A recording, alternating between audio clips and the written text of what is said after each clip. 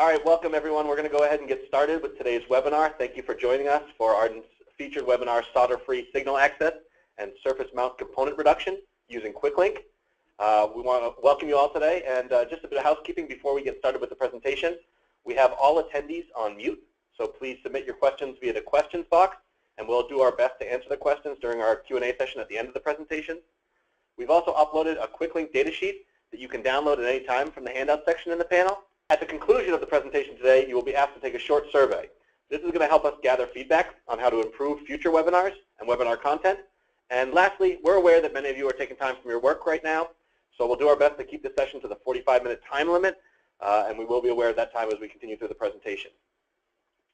So with that said, I think we'll go ahead and get started by introducing ourselves, the presenters today. My name is Nat Stevens. I'm the marketing manager here at Ardent Concepts. And also in the room is Steve Cristaldi. I'm the lead applications engineer at Ardent Concepts.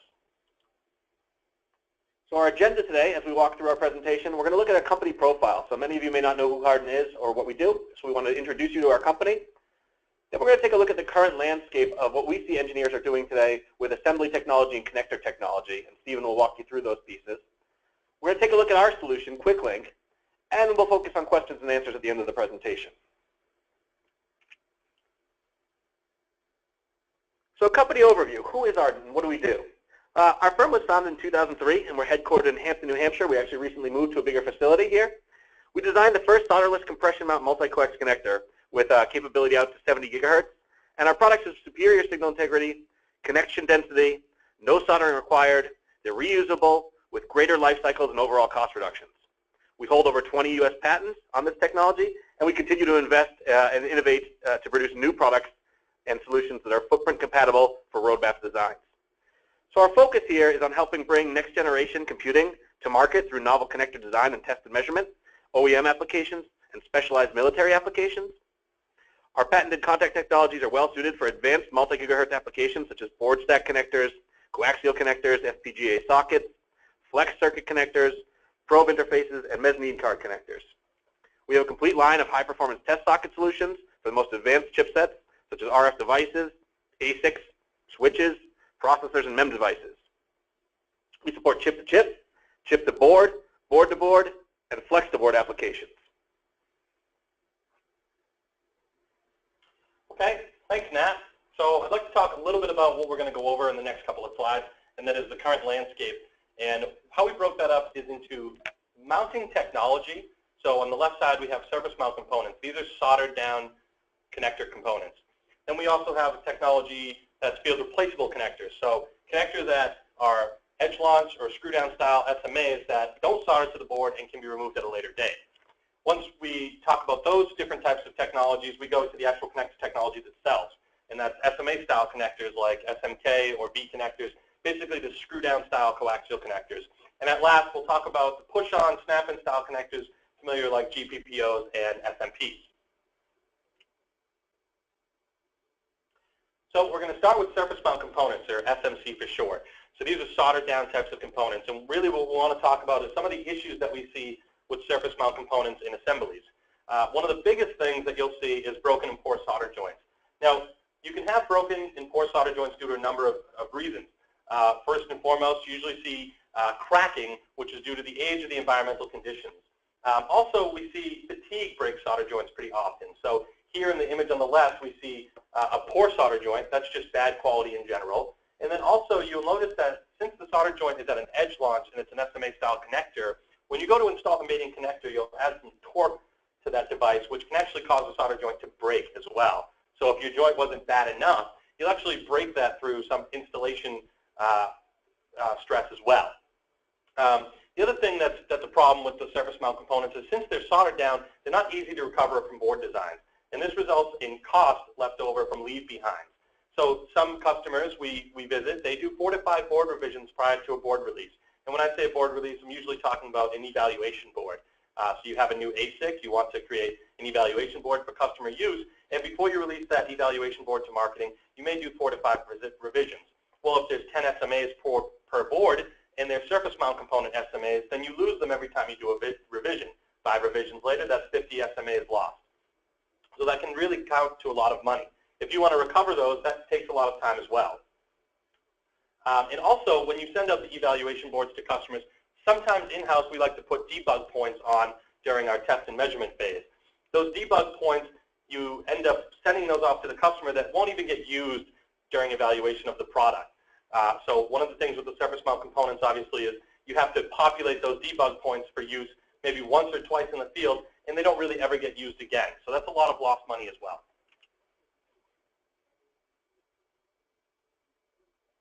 The next type of assembly technology we're going to talk about is field replaceable connectors. So essentially, this is not solder down, the complete opposite. You can recover them because they just screw down and mount to the board. Now, the first big issue with these is obviously it requires hardware to bolt to the board. So you have holes in your board, and then you have hardware to install these pieces down to the board. Because of this hardware and the holes required to install it, you end up with a rather large footprint. On the left side, you can see some of the common SMA style or SMB style connectors, and you have 2-hole and 4-hole, but the flanges needed for mounting are pretty large. Also, for an alternative where these are field replaceable, that means that they're more expensive than the SMC style components, the soldered down versions. So while this may help you in the fact that you can recover them from different board spins, you are paying a premium to have these connectors that aren't soldered down to the board. Lastly, what we see often is that you can damage the connector upon installation. Now, with a vertical style mounting connector, like some of the ones you see on the left, when you install these, sometimes if the board's not planar and not flat, you can actually push up the center pin and move it within the dielectric, which will cause poor signal integrity. And that device is then, it's broken. Also, what you can have with the edge launch style connectors you can see on the left is that the center pin may not be centered on the PCB narrow trace. And this can degrade signal integrity performance as well.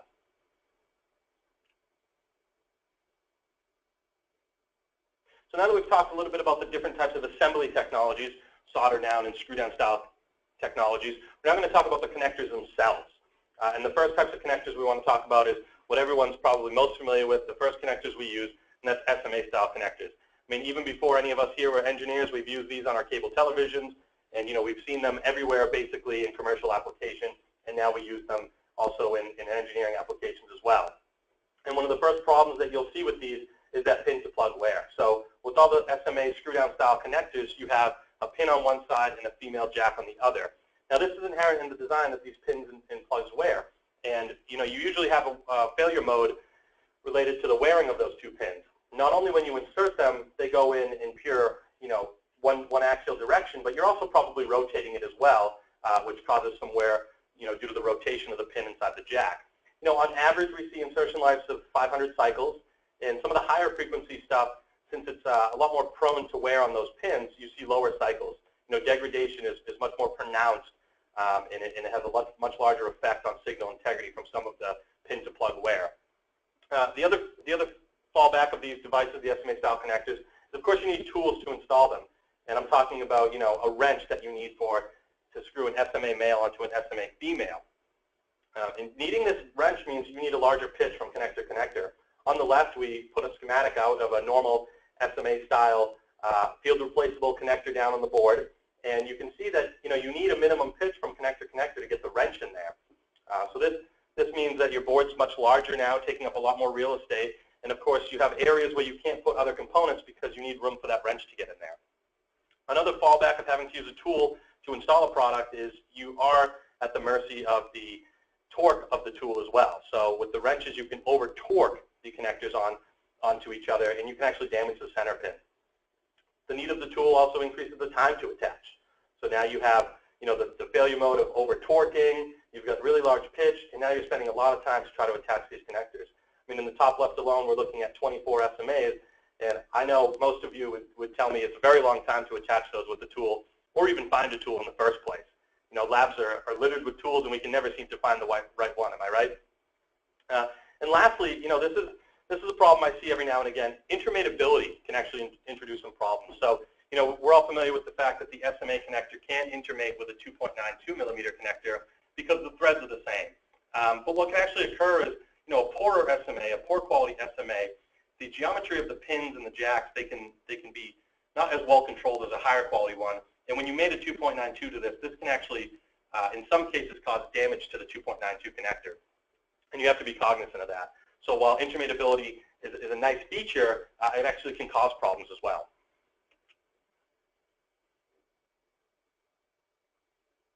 The last common connector technology we're going to talk about is the push-on or the snap-in style connectors. We're talking about GPPOs or SMPs, basically catcher's mitt type stuff. Again, same with the SMAs and the screw-down style connectors. All these rely on a jack and a plug, so you have that pin-to-pin wear. Again, it's inherent in the design. With these types of connectors, you're a little bit safer with the rotation, that you're not wearing away the pin, but at the same cost, you are wearing away the pin. And on average, we see insertion lives of about 100 cycles. Again, higher frequencies, lower cycles.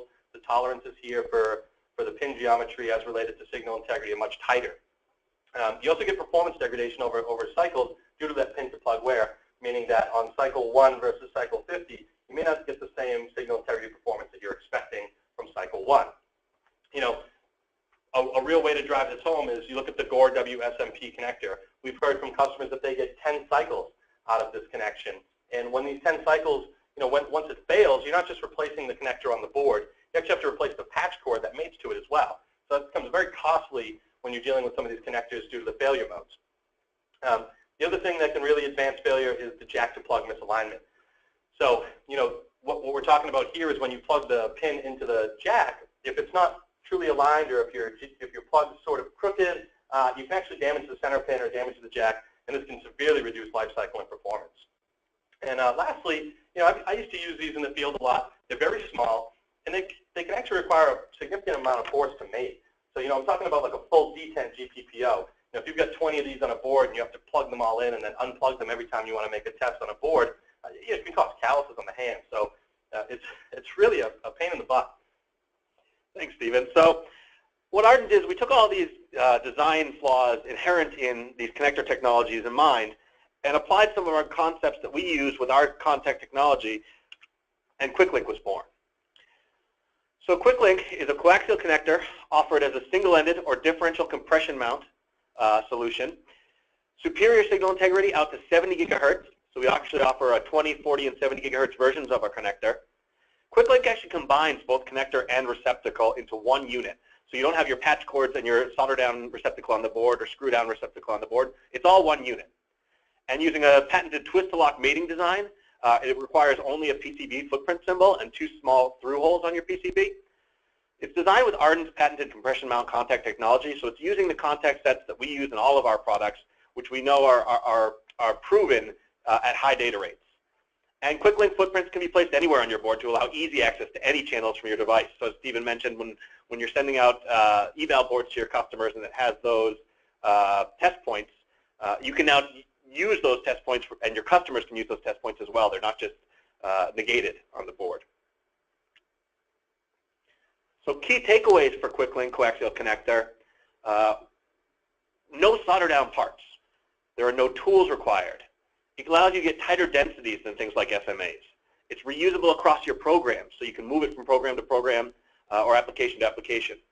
There's 1,000 mechanical insertions, and we actually think it could probably go higher than that, but we're rating it to 1,000 mechanical insertions, and it's field repairable, so you can actually remove and replace that interface on our QUICKLINK coaxial connector out in the field.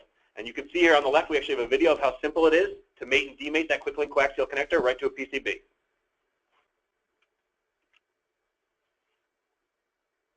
Thanks, Nat. Appreciate that. So just as we did before, basically, I want to talk to you guys about how the QUICKLINK aims to solve all the problems with the 4 different technologies we talked about before. So we're going to start again with the assembly technologies, being surface mount components and field replaceable, and then we're going to go into the connector technology. So to start off again, surface mount components, this is soldered down components. What does the QUICKLINK offer a benefit over this type of technology? Well, first and foremost, there's no solder required. You can see on the left, there's a footprint of our QUICKLINK. It's a gold-plated footprint on the board. That is all you need. The QUICKLINK's uniqueness is that it combines the connector and receptacle. It combines the jack with the plug in one. So all you have is that footprint on the board, and you plug in the QUICKLINK like we saw in the previous slide. What does this mean for you? Well, there's no sunk cost from board revisions. We talked about before with the solder down components, there's leave behind every time you do a board revision.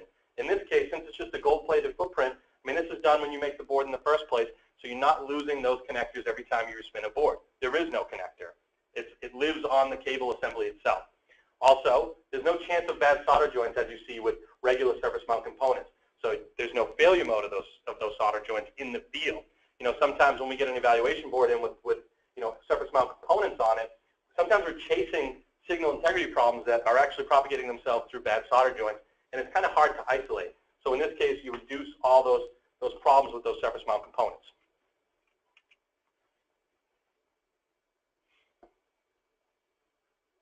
Now, the other assembly technology we talked about was field replaceable connectors. So again, field replaceable connectors have their place in the benefits that they provide over, solder down or surface mount component technology. But with the QUICKLINK, we actually aim to eliminate a lot of the problems that propagate through with the screw-down style field replaceable connectors. First and foremost is you can see in the image on the left, you see our QUICKLINK devices are placed on a board, and then also you see some 4-hole flanged field replaceable style SMAs. Well, we don't need tools anymore, right? So there's no hardware and there's no tools to install these QUICKLINK connectors like you need with most field replaceable components. The 2 holes in the board, they're inherently aligning the QUICKLINK device to the capture pad. So in this case, you don't need to worry about misalignment from that center pin onto the PCB trays. Also, because we have compliance pin technology, there's no chance that you're going to damage the pin when you install the QUICKLINK to the board. With the field replaceable components we talked about before, sometimes when you screw a vertical field replaceable component like shown in the image, you can actually push the center pin up and damage it. And as a result of not requiring the 4 large holes in the flange to mount the device, the QUICKLINK has a relatively small footprint. Compared with the 4 flange SMAs in the image, you can actually see they're much smaller. And also we have a small graphic in the bottom just showing Ardent's patented contact technology. Now this isn't really the topic of the debate for this webinar, but we did want to express to you guys that is our pin technology. So, that's what's actually taking the signal from the coaxial cable to the PCB. You can see it's a compliant pin technology. You can see that it's different than a pogo pin. It's all our own IP, but I did want to shed some light on it to show you how our compliant pin technology works. So now we're going to go back into the connector technology, not the assembly technology. And we're going to be talking about specifically the SMA style connectors. So here on the left, you can see the wrench that most people would use to install, an SMA. That's the male going to the female jack onto the board. And next to that, you see the QUICKLINK. Again, no tools. So we don't have to have keep-out areas. We don't have to have large pitches, and test time is greatly reduced. You saw in the image a few slides ago, the small video we were playing. I mean, all you need is your hand, push it onto the board, lock it in place. So no tools, increased test time, no chance of over-torquing the connector since there is no tool to rely on that torque pressure.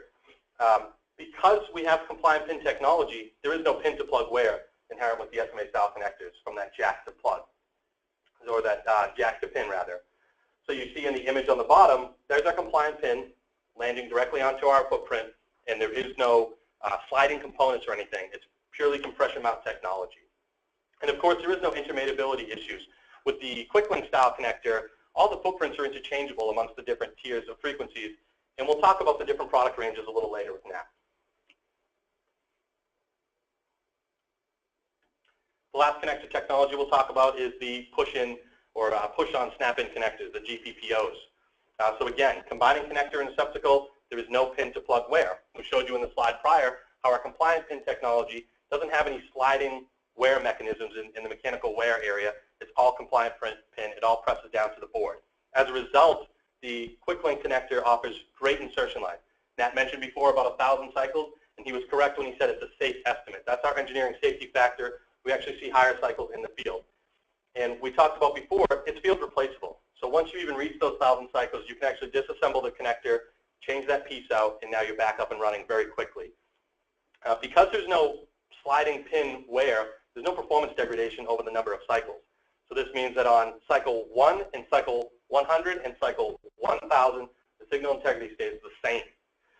Also, because we have the dowel holes into the board and the dowels aligned to the QUICKLINK, there is no misalignment.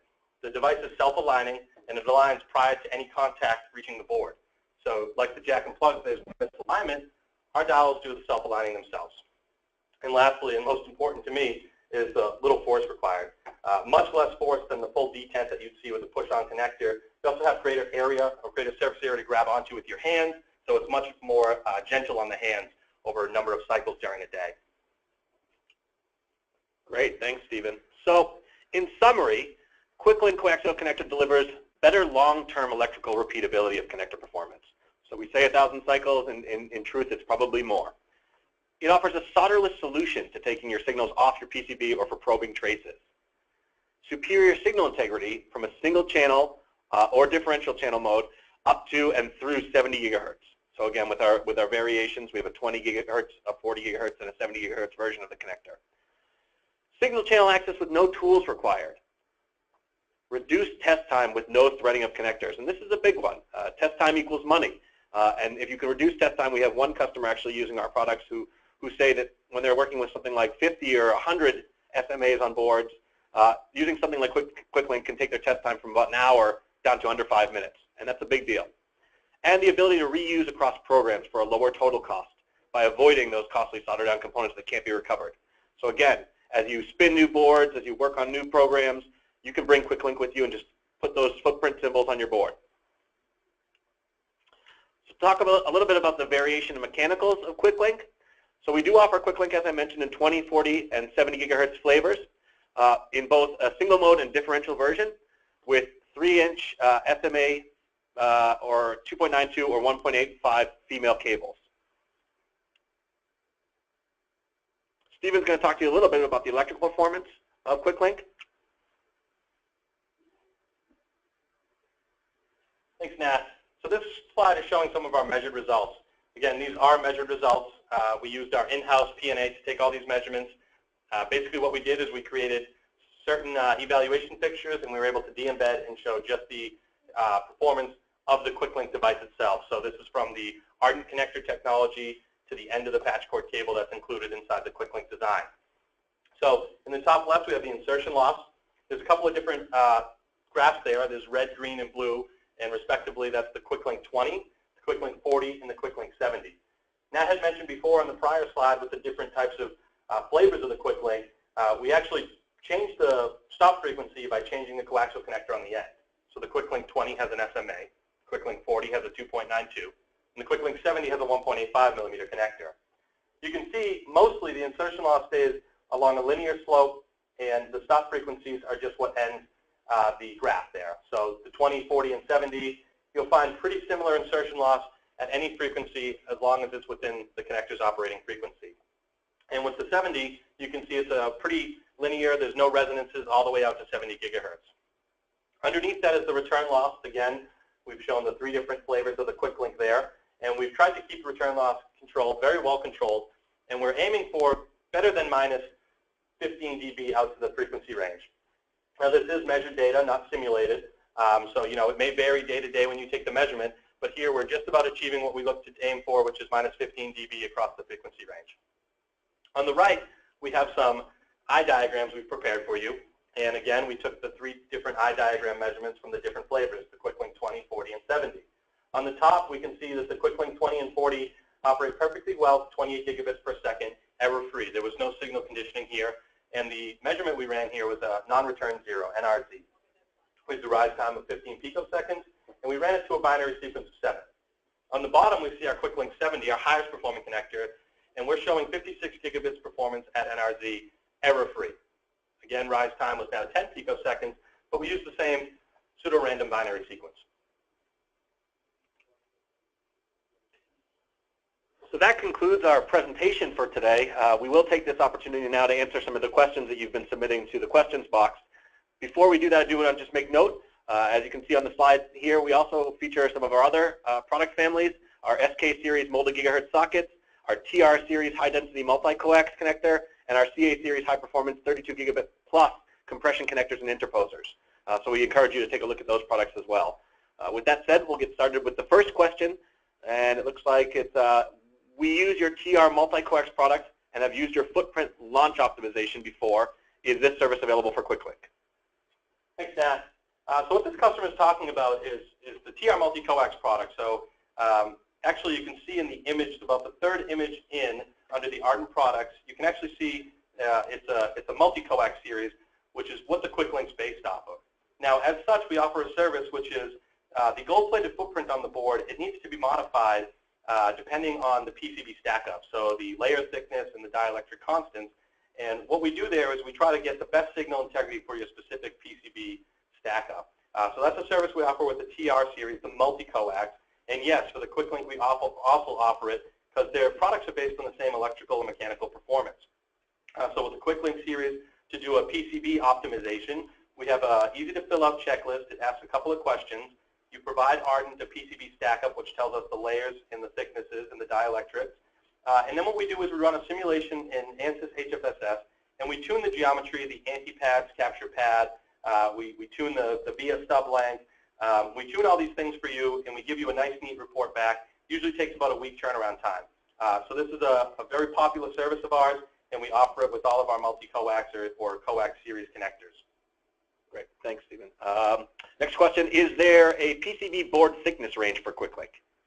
Yeah, so this is a really good question. So you might have noticed in some of the slides that the QUICKLINK actually, when it latches into the board, it uses its own alignment legs as the latches. And there's some springs in there which allow this device to hold onto the board itself and provide its own compression. As such, there is a PCB thickness range, which we say at minimum is about a 1/16 of an inch, so 0.0625, and that goes up to about a 100,000th of an inch. Now, that's if you just want your board to be, a regular board in between those thicknesses. We can produce, QUICKLINKs and install them on boards that are thicker than 100,000. And how we achieve that is, if you have a board that's, say, a 1/4 of an inch thick, you can put a backside counterbore in the access of the dowel holes for the QUICKLINK. And what you do with that backside counterbore is you'll machine it so that there's a small shelf, basically, that's no more than 100,000. That way, when you stick the QUICKLINK connector in and twist it into place, the latches are allowed to move inside the larger counterbores and then latch into place. So with the regular, laminated or fabricated PCB, we'll say 63 to 100,000. If you want to do some post-processing, we can actually get it to any thickness. Great. Next question. You say product is good to 1,000 mating cycles. What happens after 1,000? Yeah, so basically, we showed you guys the connector technology before. We showed you the compliant pin technology. And the failure modes in our compliant pin technology are all down to mechanical fatigue. So basically, it's a single coil or a single ladder structure. And what happens is after a certain number of cycles, one of those elements inside the structure actually will break. It will physically shear off. And when this happens, basically you have an open. And you can see that on your VNA. You can see that in your test measurement. There is no degradation of signal integrity over time. So this is a great thing because some customers ask us, well, how will I know when I need to replace my connector? It's really blatant. It's an open. So you don't need to go looking at the resistance over time or anything like that.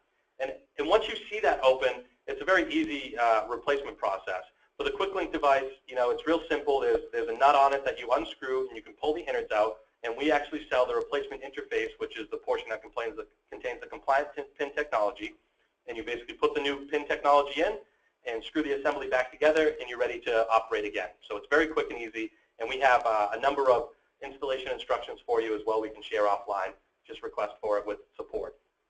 Okay. Do you provide Cadence Allegro footprints so that layout people don't have to create them themselves?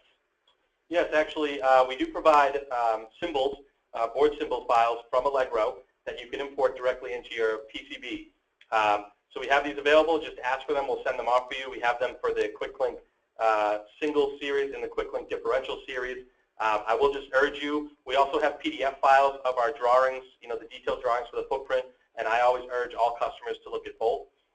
Also, even if you don't do the PCB optimization with Ardent, our support team here is here to help you and guide you through the process. So anytime anybody lays out a footprint with an Ardent connector, whether it's the high-density multi-coax series or the QUICKLINK single differential series, I urge you to send the board file to our support team and let us take a look at it. Again, even if you didn't optimize with us, even if you got the connector from another group and you didn't deal directly with us, just ping us and send us the board file. We'd be glad to look over it for you and make sure it's going to work before you spin your boards. Great, and that's extremely important. Thanks, Stephen. Is there a plating requirement on the PCB for QUICKLINK footprints? So guys, we use compression mount technology. I showed the pins before, and the compression mount technology is with all our products. And as such, for longevity of the board as well as the connector, the best plating we say is hard gold. And on our footprint drawings, we do have a specification for that, and it's a certain thickness of gold over nickel. In general, however, you can use these devices with an ENIG or an ENIPIG plating with no degradation to signal integrity. What you'll see with some of the softer, if you will, plating standards is basically the board may not last as long as the connector, or the connector will outlast the board. Now, this usually isn't an issue because our connectors are rated for 1,000+ cycles. In most cases, customers aren't using a board, plugging it in that often anyway. So rest assured, any standard plating method, our device will work perfectly well with. Great. And the last question we have here today, what's the differential spacing signal to signal? Yeah, so the differential channel, basically we've taken the QUICKLINK single series, we made it just a little bit larger, and we put 2 channels in it. Those 2 channels are spaced about 100 thousandths apart, and that actually derives itself from our TR series high-density multi-coax platform, which you can see in the image above as well. So that spacing is the optimal spacing for us for crosstalk and for signal integrity performance, so that there's no coupling between the 2 channels. So actually, in the QUICKLINK differential, those are single-ended 50-ohm channels that are coming down, and then you couple them together at the board. So just keep in mind, too, whenever you're designing with the TR devices, whether it's the multi-coax or the QUICKLINK differential, the channels are loosely coupled and they're single-ended, and that's important. Great, thank you. Well, that concludes our webinar for today. We want to thank everyone for joining us. As we mentioned at the beginning, this webinar was recorded, and we'll be sending it out to all attendees, as well as some additional information on the QUICKLINK series. We also have our contact information up on the screen here. Should you have any additional questions, please feel free to reach out to us. Thanks, everyone, and have a great day. Thank you.